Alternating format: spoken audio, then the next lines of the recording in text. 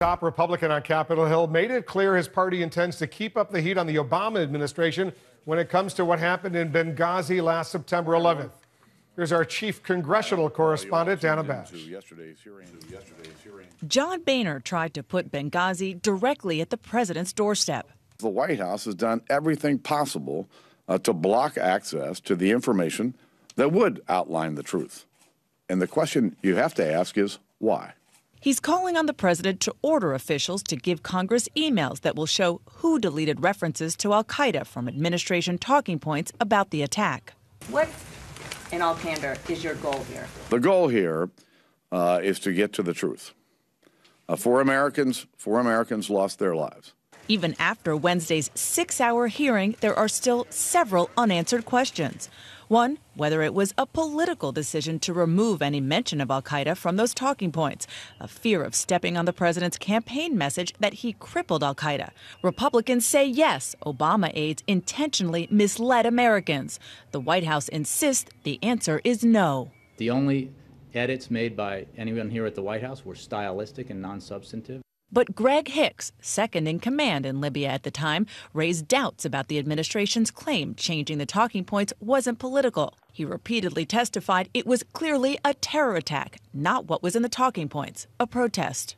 Ambassador Stevens would have reported a protest immediately if one appeared on his door. Another unanswered question, whether in the aftermath of the attack, Obama officials tried to cover up mistakes they made, like failing to properly secure the consulate and the ambassador.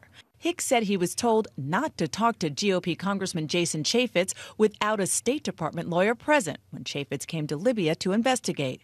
The people at State told you don't talk to the guy who's coming to investigate? Yes, sir. Said don't talk with the congressman? Hicks did talk to Chaffetz without the lawyer and said that resulted in an angry call from Cheryl Mills, top advisor to Hillary Clinton. She was very upset. The suggestion, at the highest levels, Obama officials were trying to hide something. A Clinton aide denies the call was angry.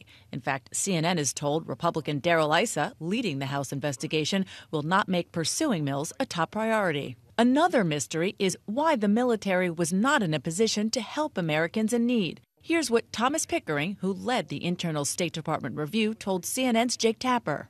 Despite the fact that we have the world's best military, they were neither postured nor placed in a way that could have made a significant difference. The House Armed Services chairman was denied access to a classified timeline of events and orders given that day. That would also help answer another open question. Who gave the order to stop 4 special ops personnel from boarding a plane from Tripoli to Benghazi to help? Knowing these questions are not going away, the current Secretary of State plans to get a full briefing soon on Benghazi. But I will tell you this. The State Department will leave no stone unturned. Now, Republican sources tell me they will have another hearing in the near future with Thomas Pickering and Michael Mullen, the 2 men who led that internal State Department review. One Republican calls that, at least most Republicans call that, incomplete at best. And, you know, we should expect other hearings, Wolf, because remember, there are 5 separate committees in the House looking into this, and there is no end in sight to what they're going to do. Just the House, the Senate potentially could be looking into it as well. That's right. There are 5 that are being actively told to do so by the House Speaker. Of course, the Senate's run by Democrats, so they're not as actively looking into it, but there are very prominent senators like John McCain, Lindsey Graham, and others who are not letting this go either. Dana, thanks very much. I know the story's not going away. Up